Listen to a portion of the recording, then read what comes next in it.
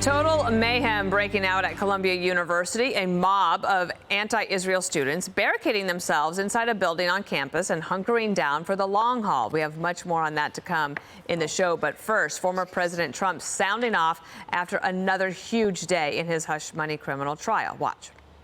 This gag order is not only unique, it's totally unconstitutional. I'm the Republican candidate for President of the United States. I received this honor in record time. Nobody's ever gone faster. It's never happened. Nobody's ever got the numbers that we got. And I'm sitting in a courthouse all day long listening to this stuff. It's a Biden trial. And I never saw so many prosecutors. They're all sitting in the room over nothing, over absolutely nothing. There's no crime. There's no anything here. And this morning, the judge ruling that Trump be held in contempt of court and must pay $9,000 for violating the gag order. He even threatened Trump with jail time if he violates it again. Trump did get one small win. The judge is going to allow him to attend his son Barron's graduation ceremony on May 17th. Today, more witnesses taking the stand, including the lawyer who represented two women allegedly from Trump's past, Stormy Daniels and Karen McDougal. But it's the person who has not taken the stand yet that some say is threatening the credibility of Alvin Bragg's case. Star witness Michael Cohen, accused of cashing in on the trial with nightly live streams on TikTok. ABC News doing a review of those streams, and they say it appears Cohen is earning a financial benefit through viewers' donations. Michael Cohen here with another Michael Cohen Reacts. 10 o'clock again. Same bad time, same bad channel. See you then. When I was testifying before the House Oversight Committee, I turned around and I said that Donald Trump has shown acts of generosity, but he is not a generous person. Michael Cohen railing against the report on Twitter, calling it a non-story and shoddy tabloid type of reporting. So let's start there, and it's wonderful to welcome you to the Five, Professor Turley. Thank you. Can we start with Michael Cohen making money on TikTok after the show, commenting when nobody else is allowed to comment? My assumption is that they're not going to have the special effects when he testifies, that the cowboy hat will not be added, but who knows? Look, nobody is shocked that Michael Cohen seems to have gone back on his word that was only a few days ago. I mean, he was just recently criticized by a judge as a serial perjurer who's gaming the system.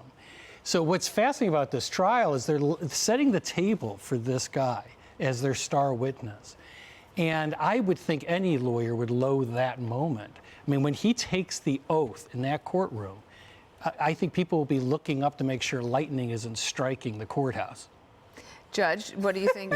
What do you think of that piece? And then I would love to get your take on the gag order as well. Well, I think that the fundamental issue here is that Donald Trump is being gagged. A former president and a running for president right now is being gagged while one of the witnesses was allowed to trash him extensively every day, more than every day. I mean, the American people see that as unfair. It is eminently unfair. But then when Michael Cohen says, look, I'm going to back off, I'm going to be a real gentleman here, and instead I'm going to go on TikTok and make a lot of cash. But the order, and I had said this, Professor, last week, I mean, I have a copy of the March 26th order, and it says that Trump's not allowed to make or direct others to make public statements. The reposting of tweets is not making or directing others to make statements. And to me, it's indicative of the incompetence of this judge, the fact that if this is appealed, if there is a conviction, when it is appealed, that this will be part of the reversal. And I think today you've got Colangelo from the Department of Justice who came out and said, you know what, on the violation of the gag order, we want to be able to cross-examine Donald Trump. What that's telling you is they're going to take everything and see what they can throw at him and see what sticks, whether it's defamation, E. Jean Carroll, civil lawsuits, impeachments, and he violated the gag order. And this is the Department of Justice who's pretty much going to cross-examine Donald Trump. Do you think he should not testify then in this case? I don't think he's got anything to gain, because if you look at today, this banker Farrow today, all he did was he dealt with Michael Cohen to establish an LLC, and then the president's attorneys get up and they say, "Did you ever have a conversation with Donald Trump?" No. Right. It's got nothing to do with Trump. And the judge, though, Jesse, he used a word, incarceratory, which I had never heard. neither This have I. means that Have you could end up going to jail for things. Incarceratory. Incarceratory, did not know about that. But they keep saying Trump's involved in a conspiracy. The conspiracy is on the left. You have a Democrat DA coordinating with a Democrat donating judge to suppress the free speech of the Republican nominee for president. And so what they've done is they've taken a major issue off the table. Weaponization of government, renegade prosecutors, corruption. That is a major issue for voters in the fall. And because they're charging Trump, he can't talk about a major issue facing voters. Voters can't hear about the rigged system, the corrupt prosecution, a Democrat DA who has inserted himself into a general election and then gags the guy who he's prosecuting from talking about it. That's insane. So all these things are on Truth Social. They're like press releases. A judge is saying we're going to now control the types of press releases that come from a presidential campaign. And if it attacks me or if it attacks the DA, you're not allowed to do that. Well, what did he post? One time he just called Cohen a liar. Cohen is a convicted liar. And then he called a porn star extortionist a sleazebag. That's not a lie. That's not a threat. That's just an observation. And he should be able to make observations at trial. The other thing, he retweeted something I said. What I was saying was there are people who are lying on juror questionnaires about negative things they posted about the defendant. And then it turns out, oh, you know what? I did say he belongs in prison. Oops. And so he can't talk about anything like that. That means Rachel Maddow could be seated. And Donald Trump couldn't say, Maddow's on my jury and she's staring at me. He can't say that or they're going to throw him in jail. That's not right. The American people know it's not right. And that's why, since this whole charade's happened, his poll numbers have popped. I know. Let me give you the floor. Where do I do it with it? Wherever. Don't do that. Trump has got to be really, really pissed. He now has to go to Barron's graduation. He was hoping. Now he's got to sit through 3 hours of tedium. I mean, if you want to do that, watch Fox and Friends. I kid. I love them. Michael Cohen, we have to remind everyone, Michael Cohen was Trump's lawyer.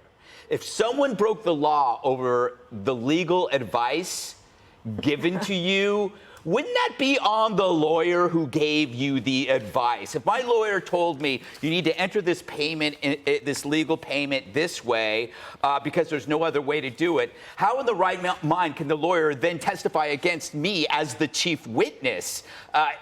This is lawfare on lewds. And it's another example. And you look at Christina, what's her name? Christina Bobb. She's a lawyer for Trump. She could face like a total of life in prison over this other stuff. They're hunting everybody around Trump so they could flip him, so then he's isolated. And the media has always warned us that Trump is an authoritarian and his supporters are like this big mob in red hats. No, if you want to lose power and get hunted, support Trump. In today's culture, if you want a target on your back, if you want your power taken away, if you want your job threatened, if you want to be threatened with jail, you support Trump. However, if you want to reject Trump, say he's evil, you rise. You rise in your career and everything.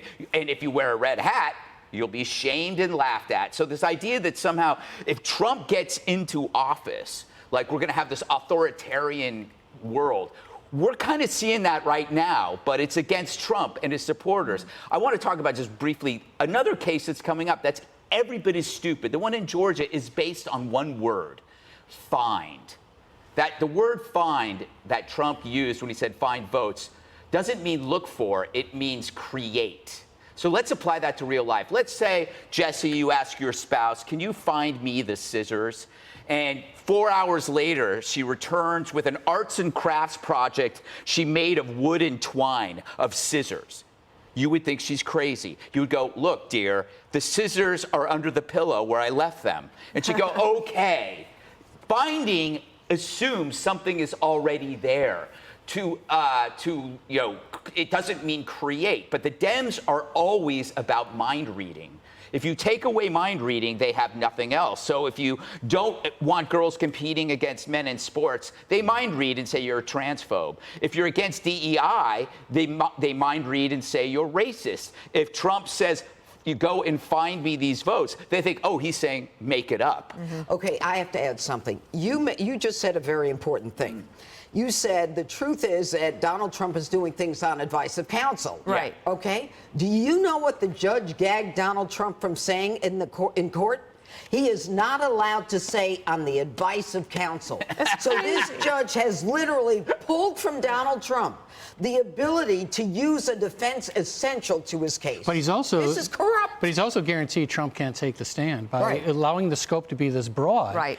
I mean, for Trump to take the stand is like jumping into a wood chipper and hoping you come out on the other side. In one piece. Yeah, I mean, because it is not a good situation.